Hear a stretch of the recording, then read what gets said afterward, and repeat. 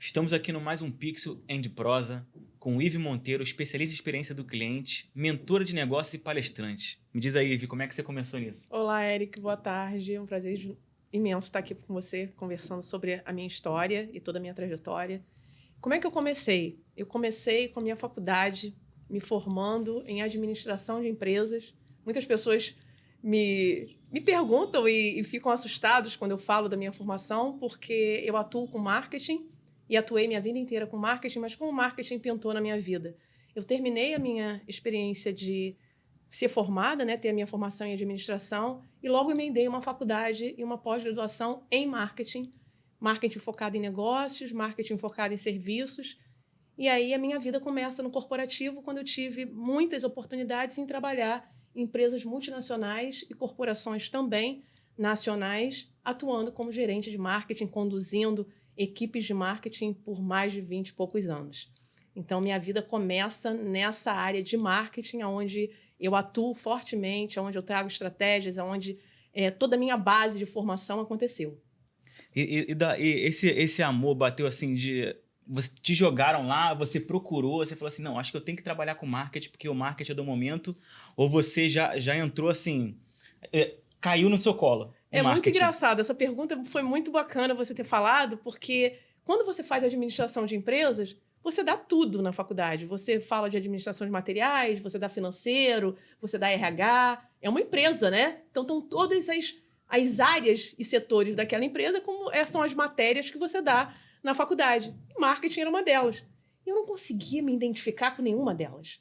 Eu olhava, eu falei, queria fazer administração, mas o que me brilha os olhos? O que pulsa meu coração de eu querer estudar, tirar boa nota, de querer me aprofundar no estudo? E foi essa cadeira aí que você todo está me perguntando. Foi marketing que, quando eu tive a primeira aula, eu falei, gente, é isso que eu quero fazer. E aí, marketing 1, marketing 2, marketing de serviço, marketing de produto. Você vai tendo desdobramentos de marketing, né? E por isso que, quando eu terminei a faculdade de administração, eu falei, é isso que eu quero trabalhar, é isso que eu quero me aprofundar. E aí eu pulei para a pós-graduação e para o mestrado. E eu, estudando, já fui tendo a oportunidade, durante o meu estudo, das minhas especializações em marketing, de ter oportunidades de carreira, né, ou profissionais, para trabalhar na área de marketing em grandes corporações. E qual foi o primeiro passo que você deu? Qual foi a primeira empresa que você trabalhou? Você trabalhou em algumas multinacionais, né? Trabalhei em uma multinacional que eu levei 9 anos e meio, era uma multinacional focada em viagem, em sistemas de viagem. Então, quando você chega no aeroporto, o cara do guichê lá, do check-in, ele está com um sistema para olhar sua reserva. Eu trabalhava na empresa que promovia aquele sistema, que desenvolvia aquele sistema de reservas. E como você atuava na empresa? Assim, eu tenho uma curiosidade, como é que o marketing atua numa empresa dessa? Então, eu trabalhava na área de produto. Eu era gerente de marketing focado em produto. Então, todo produto que era desenvolvido, eu testava com o cliente, eu testava internamente, eu via se aquele produto com uma pesquisa mercadológica ainda ao mercado, porque os nossos clientes eram agências de turismo, na época. Não é o cliente final, o cliente nosso era a agência de turismo que vendia para o passageiro, através do nosso sistema.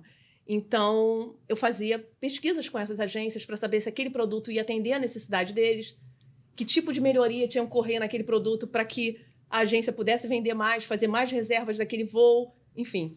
É muito interessante. Esse marketing aí, pelo que eu vejo, ele é muito diferente do que a gente vê hoje do digital, né? Que a gente acompanha todo dia, o marketing pessoal, né? Qual a diferença que você vê entre um e o outro, assim? Porque eu hoje, no meu perfil, né? Hoje, eu já vou fazer 5 anos de perfil no digital, e a gente vai conversar um pouquinho sobre isso, mas o que eu finco, a bandeira que eu finco lá dentro é que o digital veio para ficar, a tecnologia veio... não tem como, com o advento da tecnologia, tudo mudou. Mas na época que eu trabalhava nessas corporações com marketing e estudei marketing também, a gente focava no offline.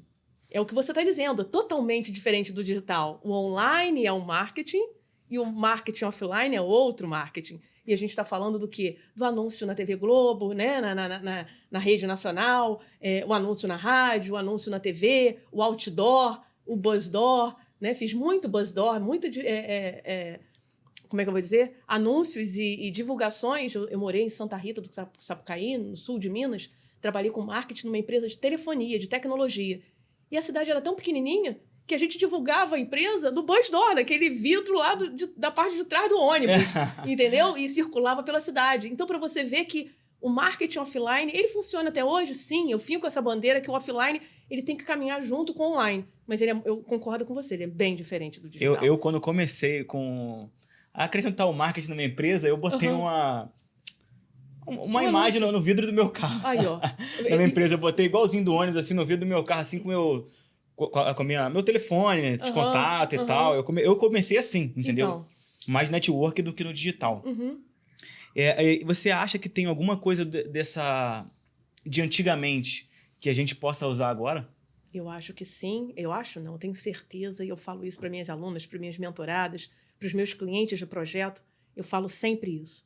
A gente tem que unir o melhor dos dois mundos, do online e do offline.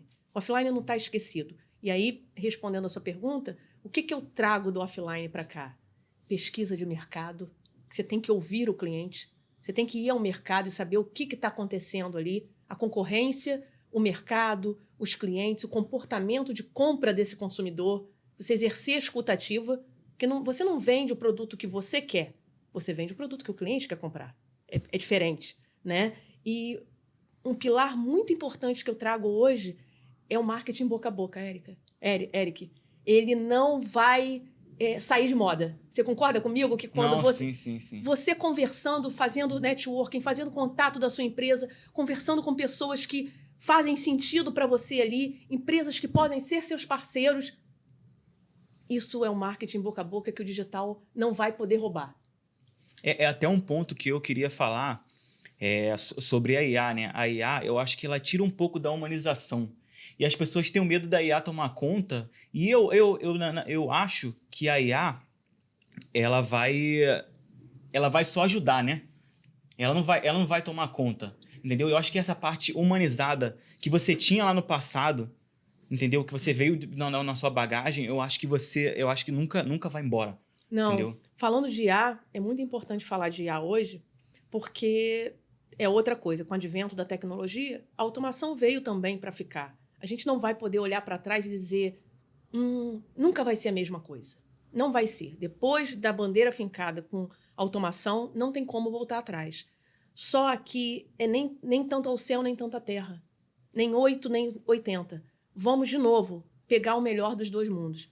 Eu tenho ouvido muito falar e tenho estudado muito sobre isso e conversado com outros profissionais de experiência do cliente, inclusive dos Estados Unidos também, né, fora do Brasil, e que muitos entendedores lá de fora, profissionais que estudam isso, estão dizendo o seguinte, pelo menos na área de experiência do cliente, que é a área que eu domino e que eu tenho essa expertise. A IA veio para revolucionar as empresas no quesito time, equipe, se preparar com processos mais eficientes, com estratégias mais excelentes. Agora, a IA não pode assumir o papel do humano. Ela não vai assumir o papel do humano. Se a gente está falando de que a experiência do cliente tem que ter personalização, customização, unicidade, você tem que ser único no seu serviço, você tem que ter processos claros, você tem que ter estrutura, você tem que ter um atendimento de excelência, você não pode botar um robô, uma automação para criar um script de mensagem de venda, por exemplo, de negociação com o cliente, que você vai mandar aquele script para tudo quanto é cliente seu. Uma das visões que eu tenho assim é a questão da personalidade. Eu não acho ainda que a IA tem personalidade para criar um negócio assim, sabe? Que tu fala...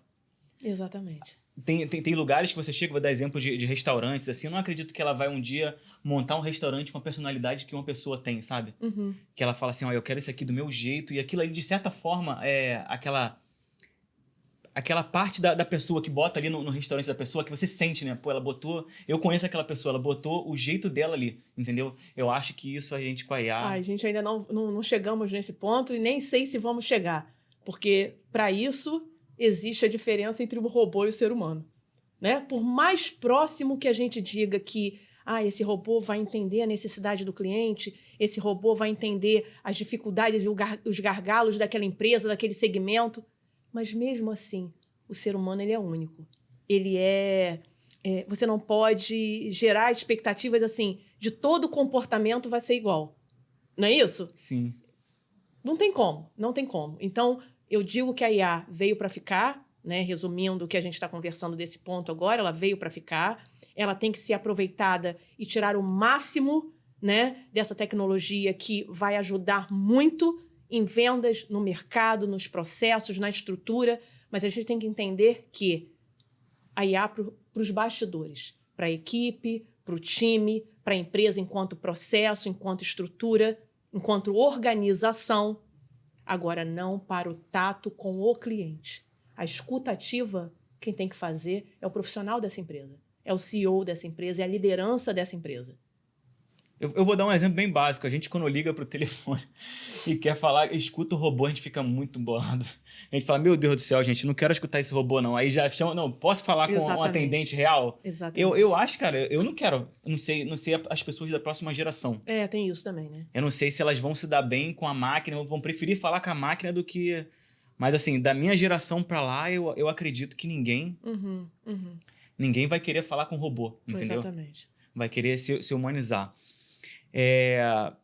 Quando eu te conheci, você morava nos Estados Unidos, né? Exatamente. Agora tá full time no Brasil. Não sei se eu tô pronunciando certo. Isso aí, é isso mesmo, é isso aí. Como você fez? Como foi a sua ida para lá? Como aconteceu? Então, eu vou voltar uns passinhos, né, da minha história aqui. Eu terminei essa fase, achei que tivesse terminado a fase do corporativo, que eu tanto te falei em relação à gestão de equipes no marketing. E aí, estou em Vinhedo, no interior de São Paulo, trabalhando numa cervejaria, sendo gerente de marketing lá. Sabe quando você ganha bem? Quando a equipe é boa? Quando o produto da empresa é bom? Você está fazendo excelente trabalho, mas os seus princípios, os seus valores não batem muito com os valores e princípios da empresa. Né? Quando da Faniquito. Da Faniquito, da Faniquito. Boa essa. E aí, o que aconteceu? Eu pedi para sair. Deu 1 ano e pouquinho. Eu vim embora de Vinhedo para o Rio de Janeiro. Meu pai estava se aposentando naquela época e me sugeriu abrir um negócio. Vamos abrir um negócio junto? Eu falei, meu Deus do céu. Eu sempre trabalhei com corporativo, com meta, com planejamento, focado em resultado, né? Eu nunca tive um negócio. Mas minhas andanças aí, que me chamo de caixeira viajante, porque eu morei em Minas, morei em São Paulo capital, morei em São Paulo interior, sou do Rio de Janeiro. E aí, nessas minhas andanças, eu conheci algumas franquias do segmento de alimentação. Falei, olha, pai, se for pra gente abrir alguma coisa, que seja de alimentação, porque as pessoas precisam comer. E eu tinha conhecido uma franquia de espetinhos. E eu trouxe essa franquia para cá. No centro do Rio de Janeiro, nós abrimos uma franquia que se chamava Espetinho Companhia. Eu e meu pai abrimos essa franquia, ficamos por 5 anos. Deu bom quando tinha que dar, e aí a gente resolveu não renovar o contrato depois de 5 anos. Não renovamos, fechamos a franquia. Eu falei, agora eu vou ter que voltar para o mercado, né? O que eu vou fazer da minha vida? Infelizmente, ocorreu um fato bem desagradável na minha família, que 6 meses depois que eu fechei a franquia, eu vinha a perder meu pai. E aí eu falei, gente, agora, mais um motivo que, poxa, se eu tivesse com essa franquia aberta, como é que seria, né? Como é que eu daria conta disso tudo? E nesse meio tempo, nesses 2 meses que eu estava pensando o que eu ia fazer da minha vida, veio o convite de eu ir para os Estados Unidos. Eu recebi o convite de um amigo, que ele soube do falecimento do meu pai, e disse, vem para cá, passa uns 2, 3 meses aqui, isso não é para vir para morar, não, vem para cá, fica uma temporada aqui, esparece sua cabeça, e se você quiser vir para estudar, você é tão estudiosa, sempre gosta de fazer coisas novas, vem ver o que tem aqui do outro lado. E aí, Eric, em 4 meses, foi em agosto de 2017, setembro, outubro, novembro, dezembro. Em 4 meses, eu renovei meu passaporte, eu renovei meu visto, e eu procurei saber o que eu ia chegar lá nos Estados Unidos para tão estudar, né? Eu falei, tem que ser marketing. Algo de marketing. Se foi isso que eu trabalhei a vida inteira, se é o que pulsa meu coração, se é o que brilha meu olho de fazer, eu vou estudar marketing. Mas marketing o quê? O que está bombando nos Estados Unidos?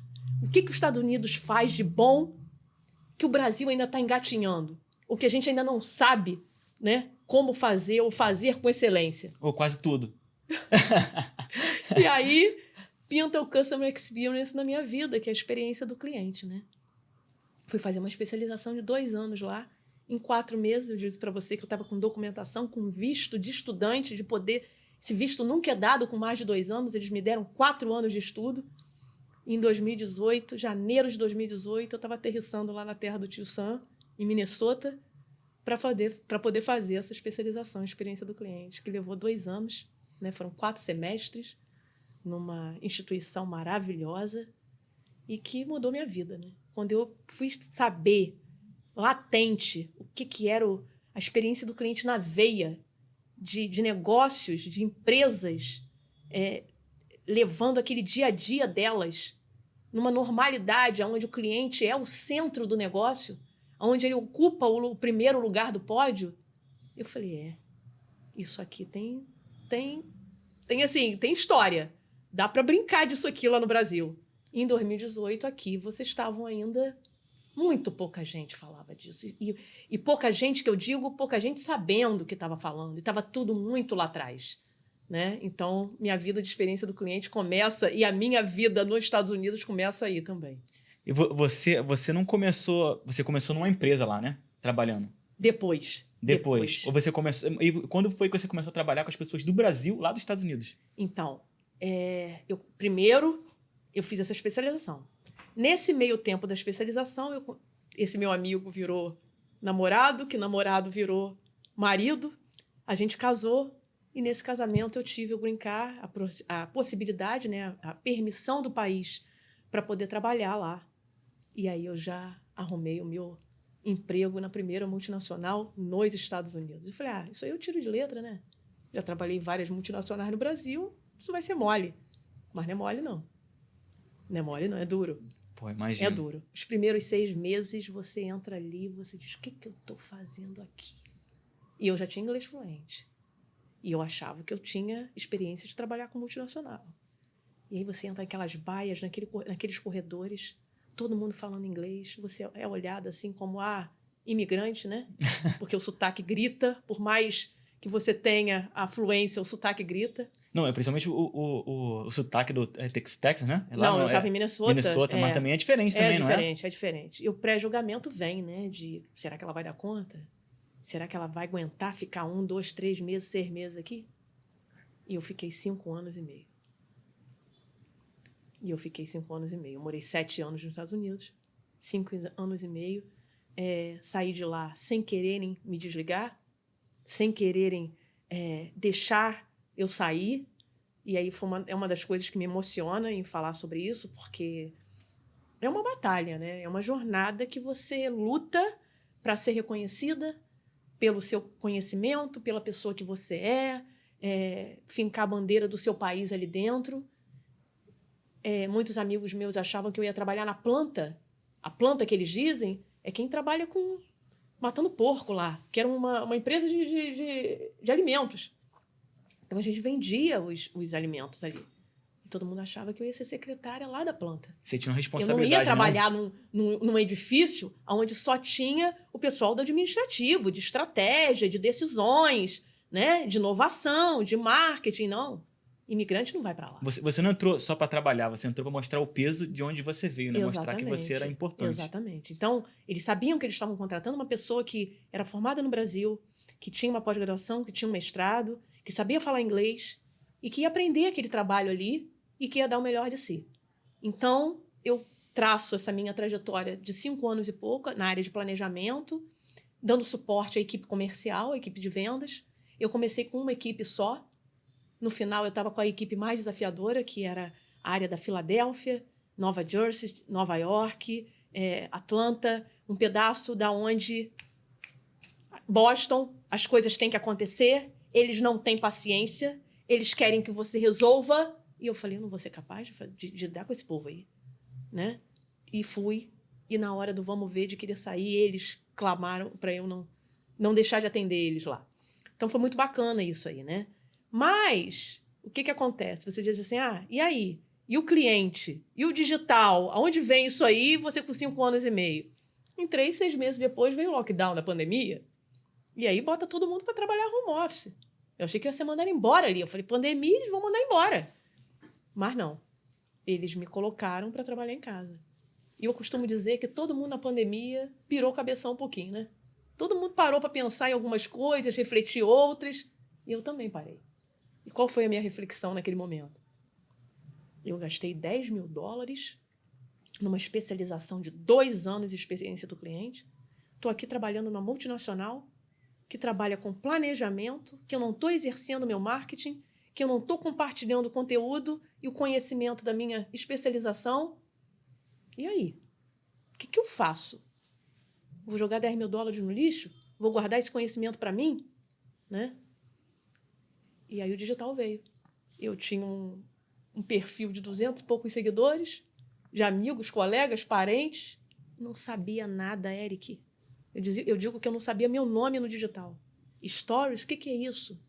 Monetizar no Instagram, fazer post, feed, post estático, carrossel, nada. Eu não sabia nada. Mas eu fui atrás. Eu fui atrás. Você só tinha só a base principal, né? Eu tinha a base que era o meu conhecimento. Que eu queria falar e expor experiência do cliente. Mais nada. E aí você, como dizia meu pai, você capina sentado, né? Você vai trabalhar, vai fazer, vai estudar. E aí tudo começou. E hoje eu estou aqui falando, sendo mentora de gestão de negócios. Tem uma mentoria brilhante, que hoje é um produto validado na minha carteira, na minha escada de valor de produtos de mentoria. Eu fecho projetos para a área gastronômica, então eu recebo cafeterias, eu recebo restaurantes, eu recebo bistrôs querendo implementar gestão de experiência do cliente. Tive uma mentoria em grupo por 1 ano e meio, atendendo confeiteiras, mudando, transformando o negócio delas no que tange processos, estrutura, organização, rotina, planejamento, experiência do cliente. Então, assim, nos primeiros 2 anos que eu estava lá, eu adquiri alguns clientes, confeiteiras da área dos Estados Unidos. E foi muito prazeroso, mas brasileiras que moravam no exterior e que vieram comprar a minha mentoria para que eu pudesse transformar as confeitarias delas lá nos Estados Unidos. Então, foi assim que começou o digital lá. Sim, sim. Mas a sua experiência lá fora, você começou com isso praticamente lá fora no digital, né? Foi. E quando você veio para cá, para o Brasil, como você encaixou isso aqui? Então, enquanto eu estava lá, eu não estava vendendo só para pessoas de lá. Eu já estava fazendo contatos com pessoas daqui. Então, eu já tinha clientes daqui do Brasil também. Só que o que eu percebi é que o Brasil é muito carente, não da área de experiência do cliente, porque de 2018 para cá já tem muita gente falando de experiência do cliente. Poucas falam sabendo o que estão falando. E muitas falam, que eu falo que é papagaio de pirata, né? Só repetem o que ouve, mas não têm propriedade do que falam. E está tudo bem. Em toda área, assim, todo conhecimento é dessa forma. Só que quando eu comecei a atender brasileiros, não que moravam nos Estados Unidos, brasileiros que residiam aqui, e eu lá ainda nos Estados Unidos, eu comecei a perceber que existia essa carência, principalmente na área que eu escolhi atuar, que era a gastronomia.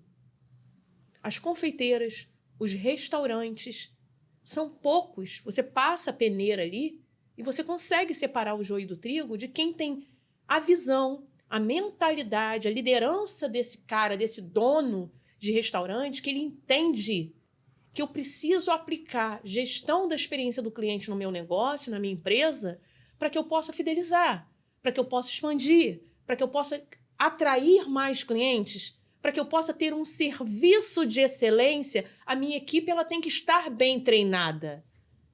Ela tem que executar. O bastidor ele não pode estar em chamas. O bastidor ele não pode estar caótico. Porque se o bastidor está em chamas e ele está caótico, ele está desorganizado, o cliente pode não ver, mas ele percebe, ele sente. Isso é a experiência do cliente.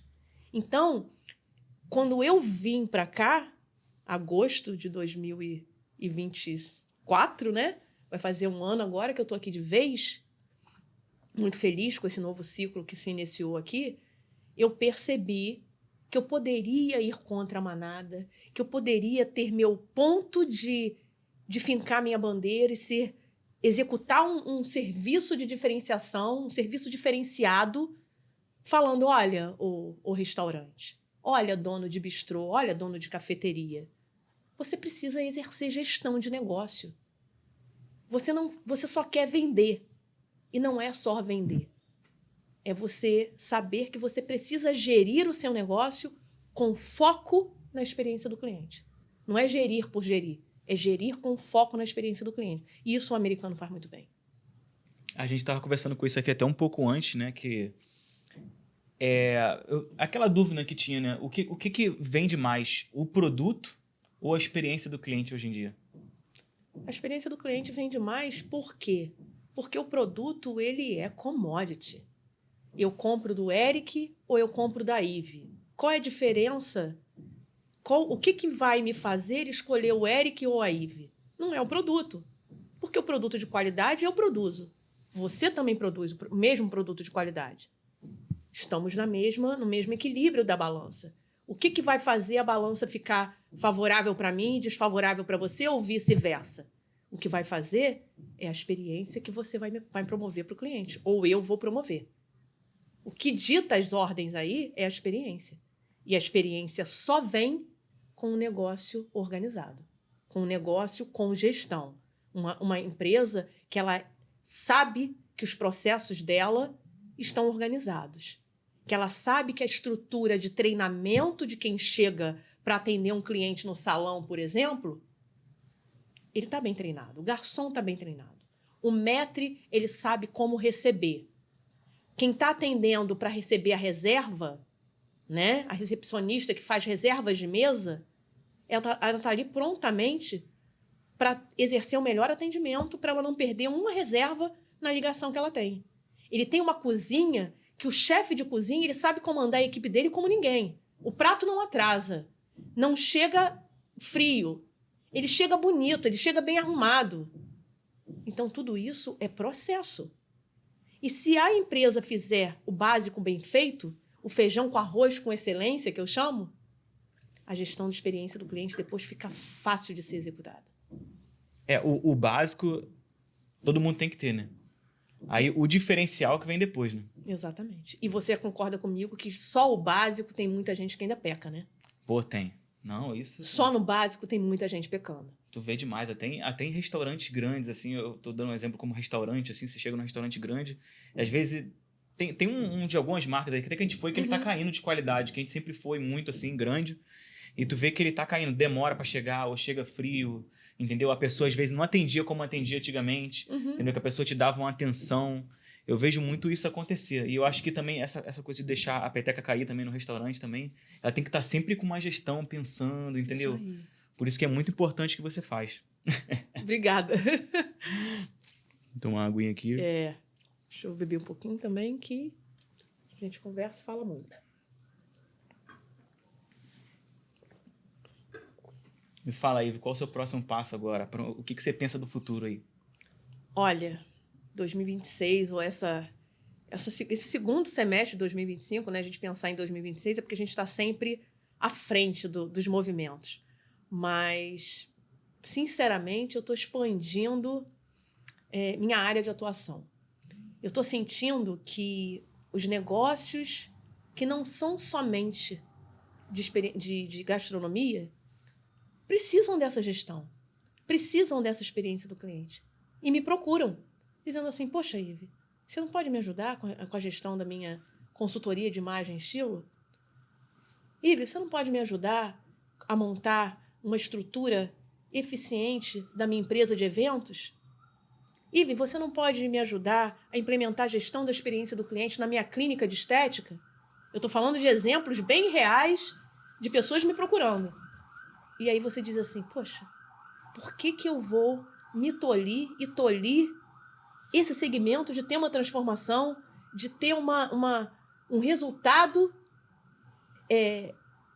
de excelência, memorável com esse cliente, eu podendo abrir um pouco mais o meu leque.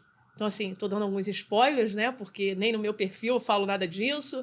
Eu tenho um perfil no LinkedIn também, no meu perfil do Instagram, no meu perfil no LinkedIn. Eu não falo isso, mas eu estou trabalhando já há 2, 3 meses que eu já venho trabalhando por trás dos bastidores com alguns outros segmentos, alguns outros nichos, e que eu acho que vem coisa boa pela frente aí, da gente trabalhar com outros projetos, com outras parcerias aí, de ampliar e mostrar para o Brasil, para esse país aí tão grande que a gente pode executar gestão da experiência com excelência para nos comparar e equiparar aos países desenvolvidos que estão dando show de bola em relação à experiência do cliente.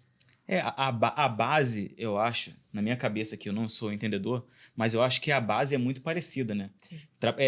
De restaurante para uma empresa de eventos, entendeu? Eu acho que aquela organização, eu acho que quando você já olha, você já bate um feeling da organização Exatamente. e da experiência do que o cliente pode receber. Exatamente. Né? Exatamente. A base, os pilares são os mesmos.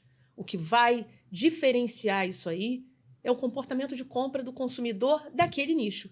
E a gente faz adaptações para que aquele nicho tenha tanto resultado, né? E tanta venda, e tanta fidelização, e tanta atração de novos clientes, como o nicho de gastronomia. Mas você está coberto de razão, Eric. Os pilares são os mesmos. A gente só adapta as necessidades e as estratégias daquele cliente específico. Sim. O que diferencia para você uma marca que faz só o básico pro que faz tudo para ela crescer? Sabe assim que tu tá querendo dizer? Sei. O que diferencia? Essa marca no final, sabe o que realmente ela vai ter? Ela vai ter o que eu chamo de promotores de marca, defensores da sua marca. E que é o último nível, é um nível top da escala de fidelização. Porque quando você entrega só o básico, você está até um certo nível. Quando você faz além disso e se diferencia, você traz mais clientes. Os clientes que você já tem, você fideliza num grau que ele compra mais de você. E quando eu falo compra mais, é comprar mais vezes. Hoje eu comprei um bolo com aquela confeiteira. Ela me fidelizou tanto, ela está fazendo um trabalho de tanta excelência, uma gestão de experiência do cliente com primor, que eu comprei um bolo essa semana. Semana que vem eu vou pedir de novo. E na outra eu vou pedir de novo. E na outra eu vou pedir de novo. Esse é o primeiro grau, o primeiro nível de fidelização. Aí ela continua exercendo aquele papel dela de experiência do cliente primorosamente. Bem, o que eu faço? Esse cliente, ele já atingiu o nível dele estar pedindo toda semana. Agora ele vai aumentar o ticket médio dele. O que é o aumento do ticket médio? Eu, ao invés de pedir um bolo, eu vou pedir um bolo e vou pedir o kit que ela tem lá, é um combo de bolo com salgado, que eu vou receber uns amigos no final de semana e eu já aumentei o ticket médio, né? Eu comprava um bolo e agora eu estou comprando bolo mais salgado. E aí ele começa a aumentar o ticket médio, já passou para o segundo nível de fidelização. O terceiro nível de fidelização é ele começar a indicar clientes, amigos, colegas do trabalho, parentes. Não, fulana? Ih, recebi uns amigos em casa. Salgadinho, leve, quentinho, o bolo primoroso, bonito, gostoso, com uma porção razoável que eu deixei para comer no café da manhã, sobra. Aí você já começa, é o famoso boca a boca, aí você atinge o terceiro nível de fidelização. E aí, para arrematar, para responder a sua pergunta, o que diferencia uma da outra, eu chego no quarto e último nível dessa fidelização, que é o quê? É eu ser promotor da sua marca. E o que eu faço como promotor da sua marca? Eu divulgo a sua marca para todo mundo e, além disso, eu não deixo ninguém falar de você. E quem faz muito bem isso? A Apple faz muito bem isso. Você vai na comunidade da Apple, eles não precisam vender. Os vendedores da marca Apple são os clientes da Apple. Você concorda comigo? Sim, sim. Você chega no digital, em qualquer site, em qualquer Google, em qualquer lugar de pesquisa, você só vai ver comentários positivos. É o marketing boca a boca no tamanho macro, né? Macro. E se tiver alguém que fale mal da Apple, você pode ver que vão ter réplicas ali. Vai ou não vai? Vão ter pessoas dizendo, não, mas não foi bem assim. Você não testou isso, ou você comprou errado. Ou, não, se ela fez isso... Não, sabe? Você começa a ter defensores. O defensor é o advocate, que a gente chama lá no exterior. Branding advocate, que são os advogados da marca. Então, aconteça o que acontecer. Eu estou vestindo a camisa daquela empresa, daquela marca e vou te defender até debaixo d'água. E como cria isso? Você acha que isso foi um pouco de sorte ou foi muito pensado? Como é que você acha que a Apple pensou nisso tudo? Estratégia e muito conhecimento de mercado, muita pesquisa muita tecnologia, muita inovação, mas muita escutativa. É pesquisa de mercado, de comportamento de compra do consumidor. Ela conhece realmente quem compra dela. Ela soube separar o joio do trigo. Ela sabe para quem ela quer vender e para quem ela não quer vender. A Apple faz desconto? A Apple não dá desconto. E se eu não tenho dinheiro, até breve, até um dia, até você ter o dinheiro para vir comprar. A Apple não briga por preço. Ela briga por diferenciação. Você concorda? A estratégia dela é de diferenciação. Então, não tem sorte. É a Montblanc com a Bic. Tá tudo bem você trabalhar na guerra do preço da Bic? Tá tudo bem, tem mercado para aquilo. Mas a Montblanc, a estratégia não é briga de preço. É briga de diferenciação. É briga de sofisticação, de elegância, de produto premium. É valor agregado. Eu estou brigando no valor agregado, no benefício, no fato de eu puxar da minha maleta, assinar um contrato com a Montblanc. É ou não é? Sim, sim. Então, é posicionamento de marca. Eu vejo que as marcas tentam imitar, dando um exemplo da Apple, mas não conseguem, né? Antes o Android era totalmente diferente do telefone da Apple, né? Porque eu tinha Android e a Fabiola sempre teve telefone da Apple. Aí você olhava era muito diferente. Mas agora você já bota um do lado do outro, que meu filho continua com o Android ou com o da Apple. Exatamente. É parecido. Só que mesmo assim não consegue, né? Não. E é porque é aquela coisa, com tudo que eu falei para você, escutativa, pesquisa de mercado, inovação, tecnologia, escuta do consumidor, análise do comportamento de compra, mas existe um posicionamento de marca muito bem definido. Eu sei exatamente para quem eu quero vender. E se eu sei para quem eu quero vender, eu vou me posicionar daquele modo. Por isso que ela não dá desconto. Por isso que ela não se preocupa com quem não tem dinheiro para comprar dela. Ela não está preocupada com isso. Porque o cliente que compra dela, ele vai renovar o celular dele quase anualmente. Você concorda comigo? Já saiu a versão nova. Eu não quero saber que a minha versão do Apple 15, 13, 14, sei lá qual, o iPhone 13, 14... Saiu o 16, saiu o 17. Tá, ele tá funcionando. Mas eu quero o melhor. Eu quero a câmera não sei das quantas. Eu quero a memória de não sei o quê. Eu quero a IA que já tá funcionando perfeitamente bem ali dentro. E por aí vai. N funcionalidades. E eu passo pro meu filho e pego outro e vamos que vamos que vamos. Então, não tô preocupada com quem não pode comprar. Não. Eu acho que a Apple ela ficou mais do que uma marca. Assim. Às vezes, do 15 pro 16... Teve gente que nem percebeu a diferença. Mas foi pelo encanto, né? Pelo encanto. Como é que tu traz isso para uma marca? Você tem alguma coisa que você faça, assim, que você pense, de forma que você trabalhe para trazer isso para uma marca? Fala assim, eu quero que você seja essencial na vida da pessoa. Você tem alguma coisa assim? Olha, eu vou falar do meu lado, porque eu falo de experiência do cliente, eu não falo de experiência de marca, né? De branding. Sim. Mas a experiência que o cliente tem ao chegar à loja da Apple é surreal. É surreal. A minha amiga teve na loja da Apple para comprar um iPad. O vendedor, ele botou um iPad do lado do dela e ele começou a fazer toda a simulação da IA para ela ver como seria o caminhar das coisas, o desenvolvimento do que ela... Antes, ele perguntou a ela por que ela estava querendo trocar, o porquê que ela queria o novo, qual era o objetivo dela com aquele iPad. E a loja, assim, vendedora dando pau lá, gente, cliente, e ele em pé no balcão, ali, ó. Mas qual é o nicho que você trabalha? O que você faz? Como é que você iria utilizar essa IA? E começou. Ele tem pressa de atendimento? Não tem. Olha a experiência do cliente nessa história toda. Que vendedor que você chega numa loja que vai te atender dessa forma? Ele quer que venha o próximo. É rápido. Ele quer o atendimento rápido. Ele está doido para se ver livre de você, empurrar o produto e vai embora. Isso não é posicionamento de marca? Sim. Isso é experiência do cliente. Então, quando a marca... Você me perguntou, o que a marca faz para dizer assim, cara, eu quero Apple, não quero mais nada. Por causa disso. Porque ele é ouvido. A necessidade dele é sanada naquele momento que ele está na loja. o problema dele é resolvido. Sabe o que experiência do cliente quer dizer? Experiência do cliente é igual a eliminar ruídos, encurtar caminhos, diminuir esforços. Se você diminui, você como marca, como empresa, diminui o esforço do seu cliente, o cliente quer conveniência. Ele quer ser bem tratado. Não, mas ele o cliente quer que paga bem, né? Exatamente. Ele quer resolver o problema dele.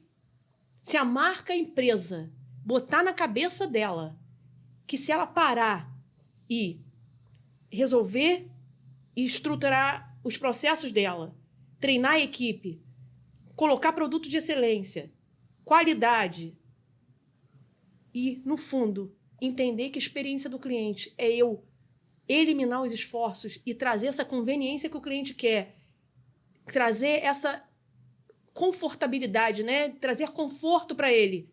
E ele não precisar sair de casa, ele não precisar passar a mão no telefone para reclamar, ele não precisar ter problemas numa troca.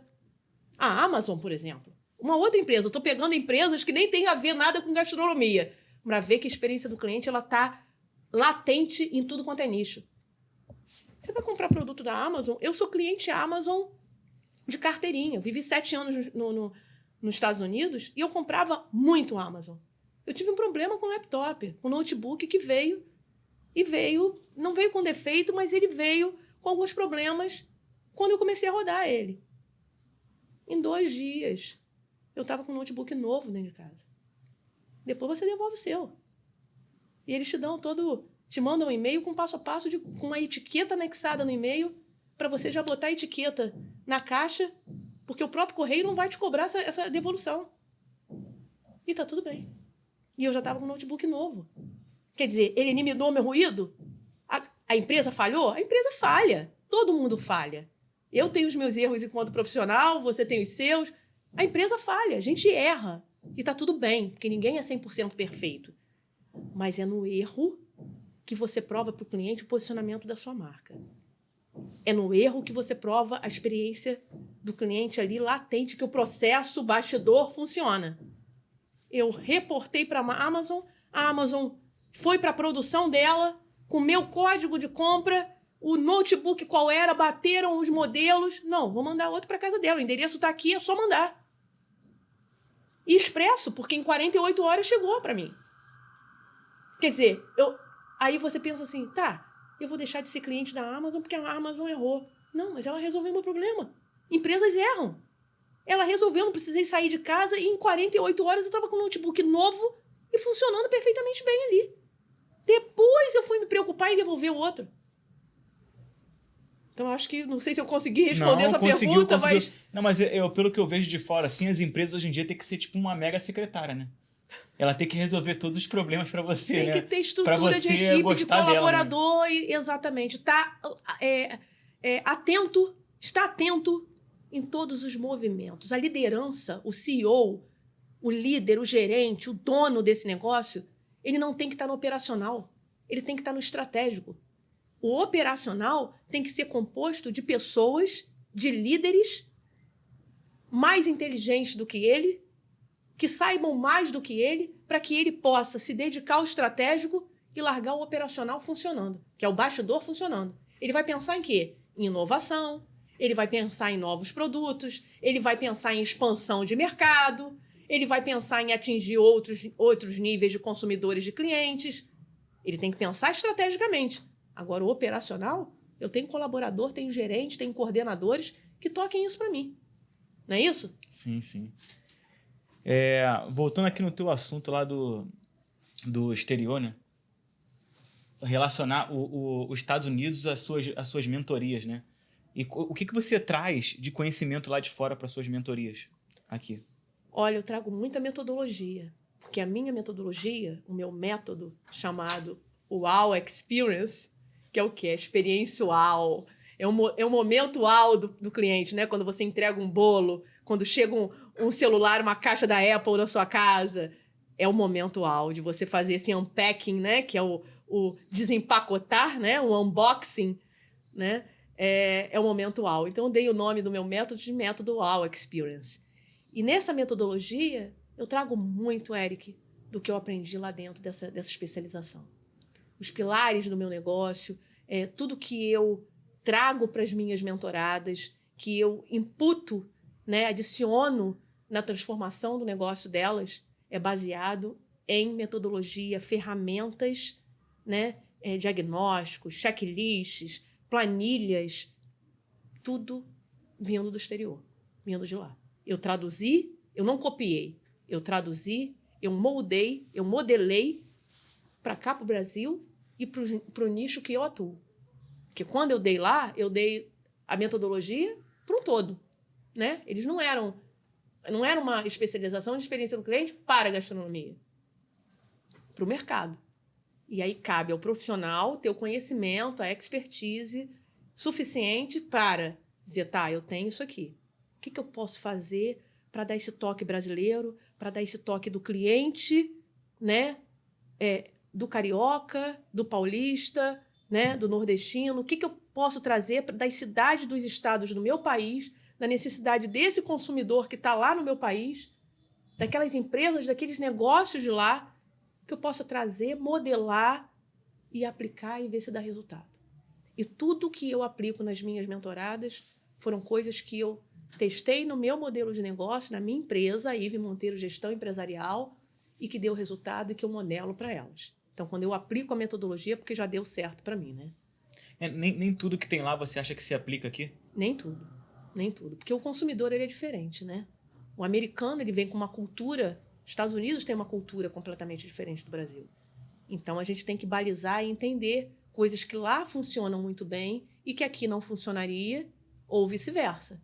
Então, por isso que eu digo de novo, o profissional ele tem que estar nesse meio do caminho, entender, ter conhecimento e expertise para dizer, olha, não, até aí vamos. Até aqui, isso aqui até é bom, é até excelente, mas não nesse momento de negócio que ela está agora. Porque eu pego negócios nos mais diferentes momentos de modelo. Né? Tem gente iniciante, tem gente já no meio da trajetória, tem gente já em período de expansão, que tem um restaurante, quer abrir uma filial. Tem gente que está caindo e quer subir. Tem gente que está caindo e quer subir, exatamente. Tem gente que está recomeçando, reiniciando, não deu certo, parou, está recomeçando. Então, existe essa metodologia para a gente entender aonde está o modelo disso aí. O que eu posso fazer agora com essa ferramenta e outras que a gente não vai implementar agora. Vou tomar água aqui também.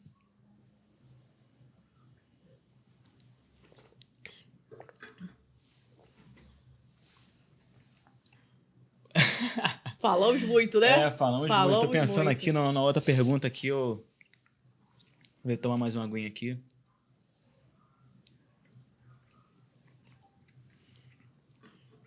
Tem alguma pergunta dos convidados aí, não? Eu tô empurrando pros convidados de fora aí que estão aí, que vieram, né? Ah, tá, entendi. Pra ver se a gente tem alguma coisa fora do que a gente já pensou aqui, né? Do que a gente já conversou, né? Isso é infinito, né? Não, esse tema eu me encho de vontade de falar porque eu acredito muito. A gente tem que acreditar no que a gente faz, no que a gente entrega, na transformação que a gente proporciona para negócios, né? Eu acredito muito na experiência do cliente. Eu acredito muito no poder de você tratar esse cliente bem, de você transformar a jornada de compra dele na sua empresa, que você possa trazer ele para ser fiel à sua marca por muitos e muitos anos. Então, eu fico assim, cheia de mim em falar, porque eu acredito muito nessa estratégia, nessa gestão.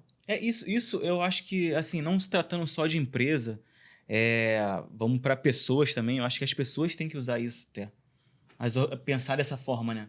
Nesse pilar da organização, da entrega, sabe? Não só em direção a restaurantes, assim, às vezes você está falando aí, eu já estou pensando já para mim. Profissionais solo, que você está dizendo, né? Profissionais solo, entendi. entendeu? Empreendedores solos, entendeu? O que eu vou fazer, entendeu? Na questão de organização, entendeu? Boa. É uma coisa que eu acho que todos têm que estudar. Isso aí. Entendeu? Todos têm que estudar. Eu recomendo aí a mentoria com a Ive. Não porque por mais que você seja solo, mas isso não quer dizer que você não tenha uma empresa, né? E mesmo você sendo solo, você tem que vender, você tem que atrair, você tem que fidelizar, você tem seu financeiro, você tem seu departamento comercial, você tem que divulgar o seu produto através do marketing, você tem os seus as suas atividades administrativas, que é a gestão. Então, assim, por mais que seja solo, mas as áreas de uma empresa, ela permeia aquele seu ambiente solo. E aonde tem ambiente de empresa, aonde tem setorização, onde tem áreas, a experiência do cliente está lá. E aonde tem cliente, né, a experiência do cliente está lá. Então, o que você falou faz muito sentido para que esses profissionais solo também absorvam que eles precisam tratar o cliente bem, que eles precisam ouvir um pouco mais o cliente. E não é que o cliente... Eu gosto de abrir sempre esse parêntese, né? Não é que o cliente tenha sempre razão. Eu nem acredito nisso, tá? Eu não defendo essa bandeira que muita gente fala, porque o cliente tem sempre razão. Eu não acredito nessa premissa. Eu digo que, é uma fala minha, que eu digo que o cliente tem sempre razão até ele ter razão. Então, quando ele não tem razão, o que a empresa tem que fazer? A empresa, o profissional solo, seja lá que estrutura de modelo de negócio a gente esteja falando. O que ele tem que fazer? Mostrar para o cliente que ele não tem razão, mas de uma forma empática, confiável, educada, profissional, né? Empática. Porque aí você está se colocando no lugar dele e você está passando para ele que naquele momento ele não tem razão por essa e essas razões, por esses e esses motivos.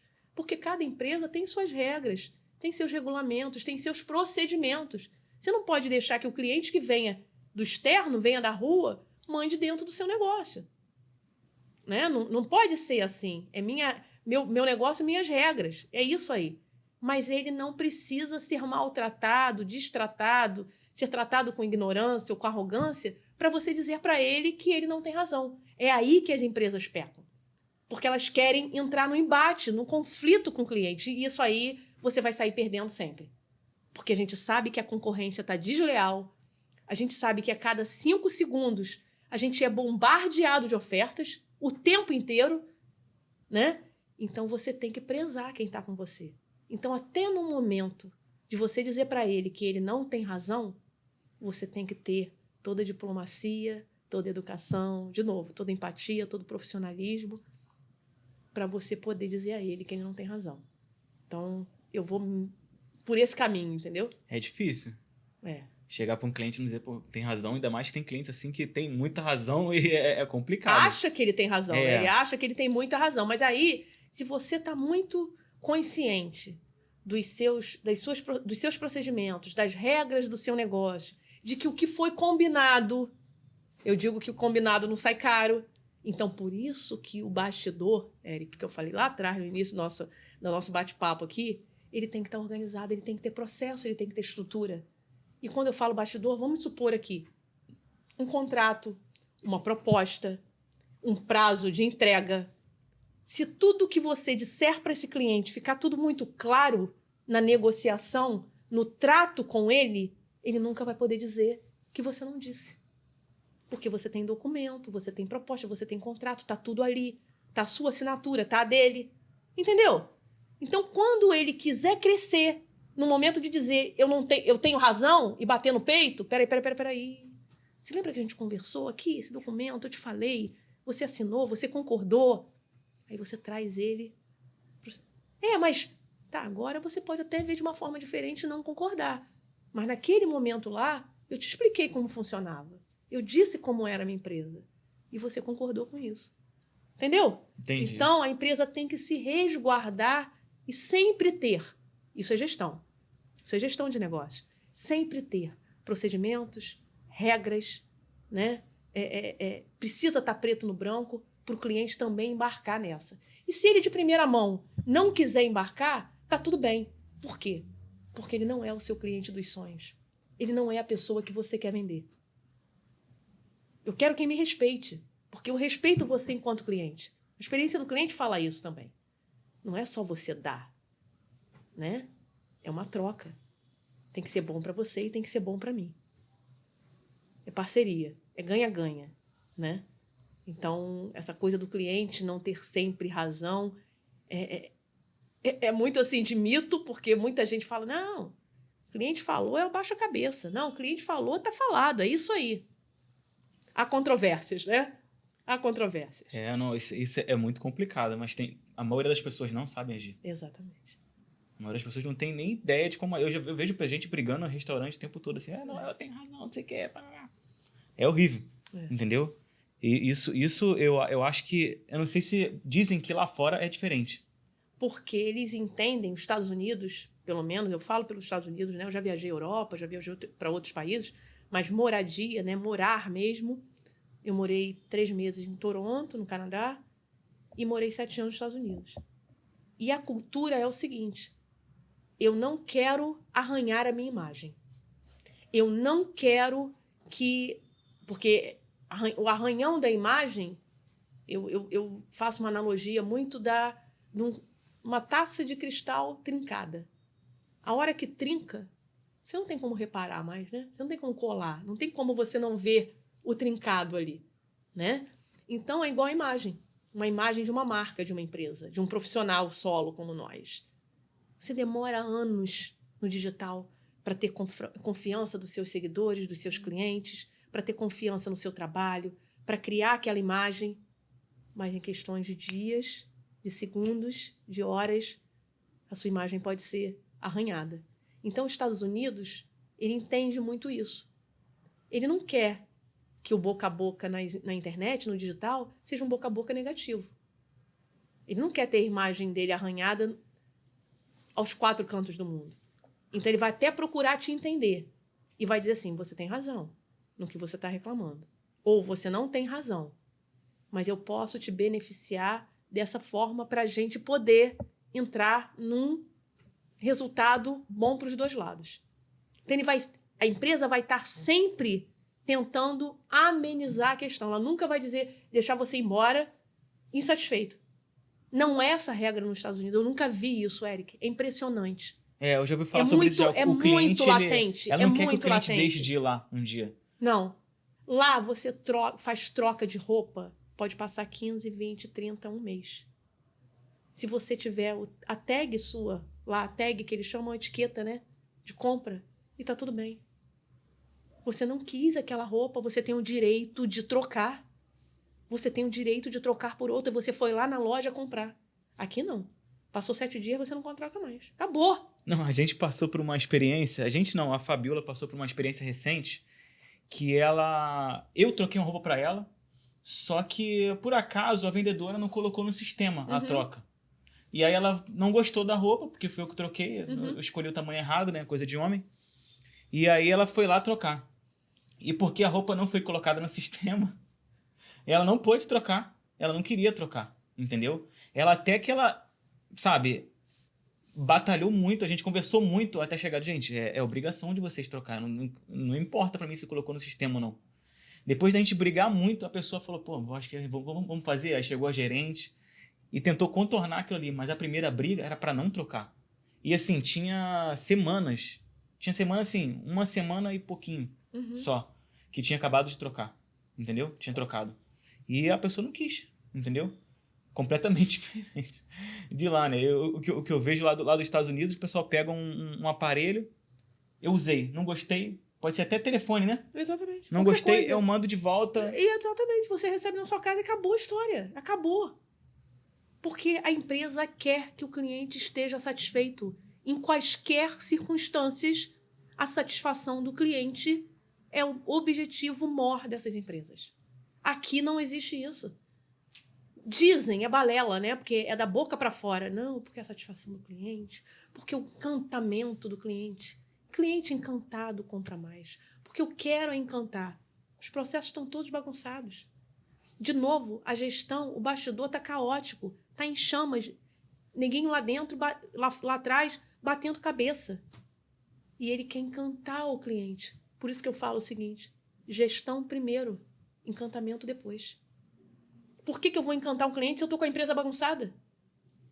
Eu não vou encantar. Uma mentira, né? E eu não vou encantar? Porque eu vou encantar no primeiro momento, mas ele vai perceber que está tudo bagunçado.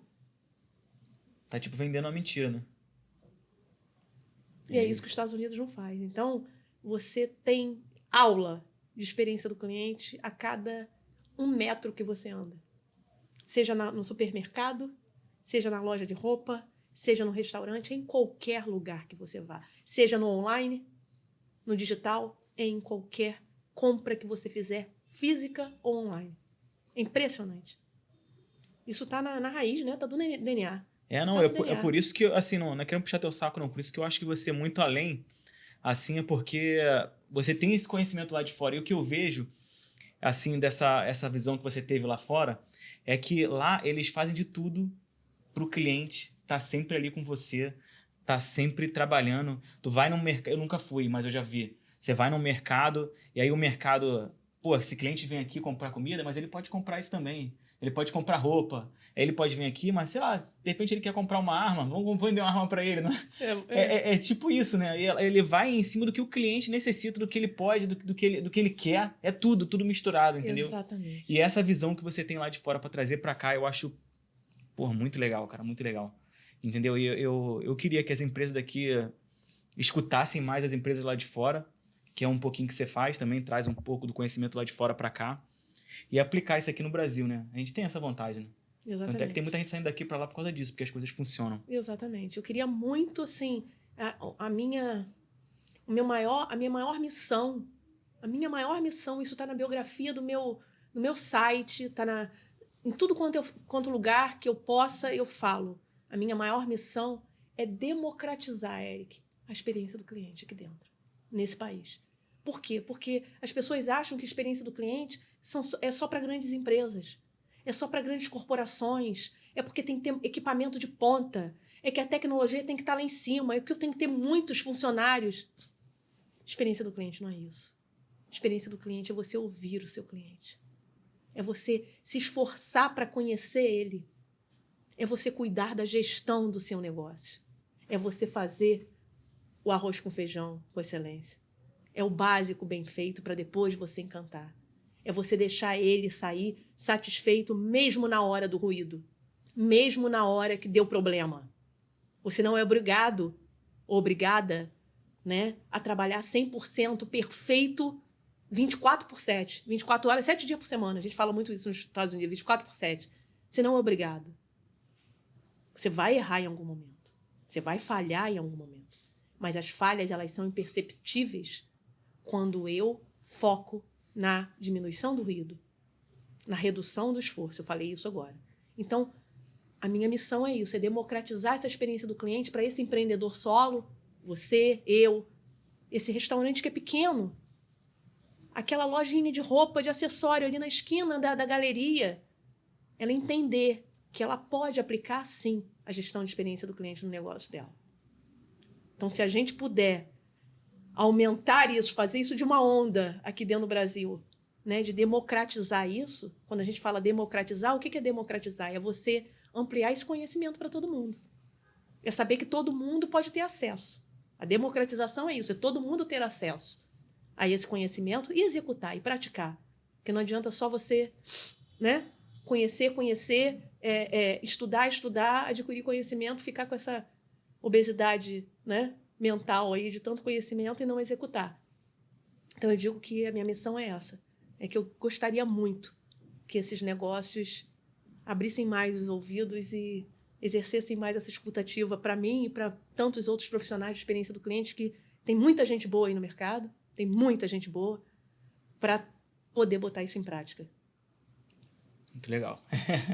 Acho que a gente pode fechar, né? Que bom. Muito boa conversa. Obrigada pela oportunidade, vez. tá? Um prazer enorme estar aqui, poder compartilhar, né? Um pouco da minha vivência, um pouco da minha história, um pouco dos meus resultados e dizer que estou deixando essa mensagem aqui para os empreendedores, para os donos, né, de negócio, sejam eles quais forem os nichos.